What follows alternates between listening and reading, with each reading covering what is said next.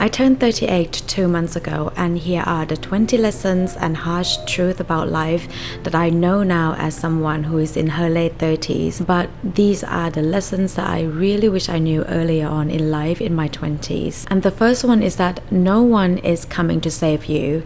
If you're waiting for someone to coming to help you solve your problems from everything that you're going through in life, then you are only going to be met with disappointment. Because the truth is, everyone is having their own problems, and the only person that can save yourself is you. So don't wait for that knight in a shining armor to come and step in to save you. Of course, we can always ask for support from others, but the only person that can actually solve your life problems will have to be yourself. Every single thing that is worth having in life comes with certain sacrifices.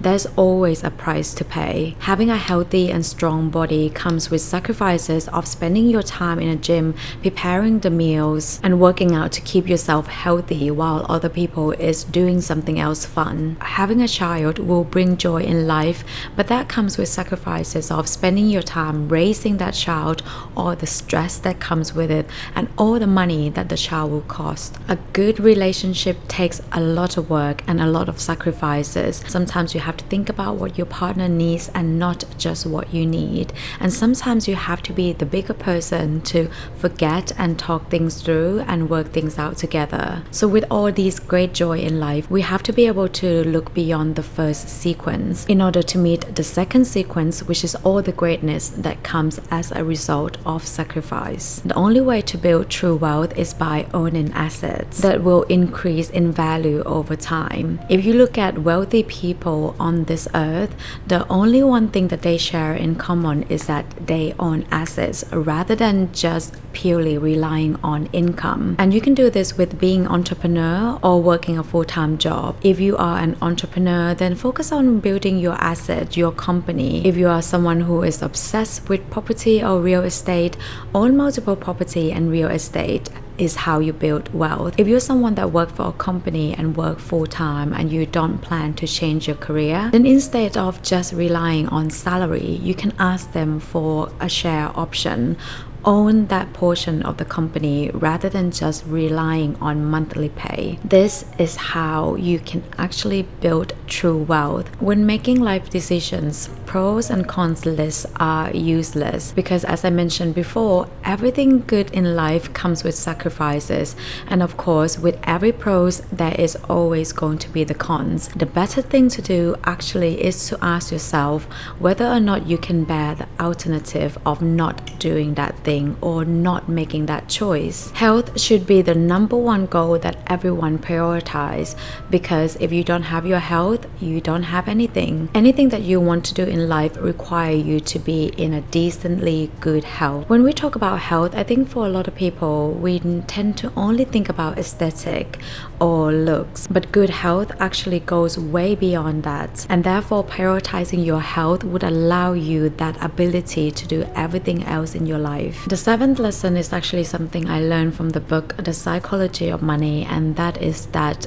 things that never happened happens all the time. And of course, we shouldn't be spending our everyday life being in fear and thinking that the unthinkable is going to happen. But we should be prepared just in case that it does. Don't be afraid to change. One of the lessons that I learned from someone that I look up to recently was that when she took over a business, she was hesitant of making change, and she wished that she would make changes much sooner. And therefore, if something doesn't work in your life right now, it is okay to make a change, whether it be changing career, changing where you live, changing who you work for. You are allowed to change and you're not trapped by your past. Which leads me nicely to the lesson number 9, which is that although you're allowed to change, understand that every change that you make in life will come with a loss. Whether that be losing your old self, losing your previous work schedule, your old routine, or your old behavior, you need to lose something in order to become something else. Lesson number 9, learning is for the lifetime and not just at university. This is something that I really wish I knew in my 20s. In order to keep growing as a person, in order to always improve yourself, you You always have to be open to learn something at any phase of your life, and therefore learning new knowledge and skill is for the lifetime. And this leads me nicely to the sponsor of the video today, Skillshare. As a new business owner, one of the very important and practical skills that I realized that didn't get taught at university is social media content creation. And this is a skill that I would like to focus on learning from Skillshare this month in order to level up my social media marketing for my personal brands and my business. Skillshare is the largest online learning community for creatives with thousands of classes led by industry experts across illustration, design, productivity, marketing, entrepreneurship, and more. I recently started a course, Social Media Content Creation in Canva, and I already know that the class will massively help me in creating beautiful designs. And if you too want to level up your career, skills, hobbies, join Skillshare today. The first 500 people to use my link in the description will receive a 1-month free trial of Skillshare. It's not always other people's fault. I think a lot of times when things happen in life, we always want to blame other people. And of course, in certain things at certain time, it was really someone else's fault.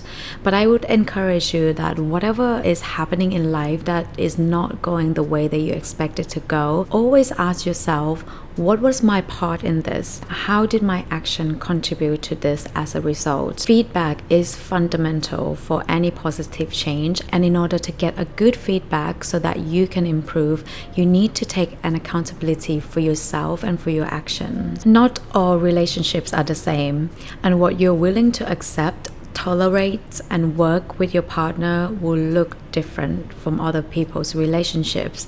And this is something that has been kind of bugging me lately about the internet, where people give dating and relationship advice, because the problem is all of us are different people, and relationship takes two people coming together, and they will set their own boundaries, they will set their own rules, and therefore every relationship is different. So one advice that is working for one couple may not be working for another, and therefore if things are working out for you in your relationship, don't listen other relationship advice on the internet that says otherwise. It's better to try and fail than living in regrets.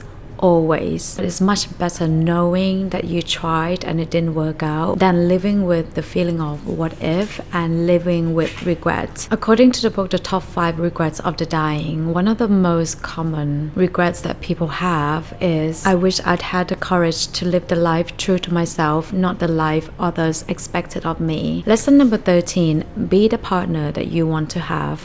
One of the lessons or mistakes that I had in my relationship in my 20s or my early 30s was that I was expecting my partner to be a certain way. However, what I was expecting of them wasn't even something that I was doing myself. I would expect them to be romantic, I would expect them to surprise me from time to time, but I wasn't even that person myself. I wasn't being the partner that I like to have. So before asking something out of that person, make sure you are actually that person first. If you want a kind person, then be kind. If you want a romantic person, then be romantic. No one thinks about you as much as you think about yourself, period. This is truly something I wish I knew earlier. And even if they think about you, the truth is people forget, and they do forget quickly. Number 15, extraordinary results is always an outcome of a compound effect. All your actions compound over time to produce something good in life. You don't go to the gym one day and miraculously change your body. It is a result of working out consistently for months and years, and those compound over time, which give you extraordinary results. And similar to going to the gym, in order to have a good number of subscribers on YouTube, it takes more than just uploading one video. The internet is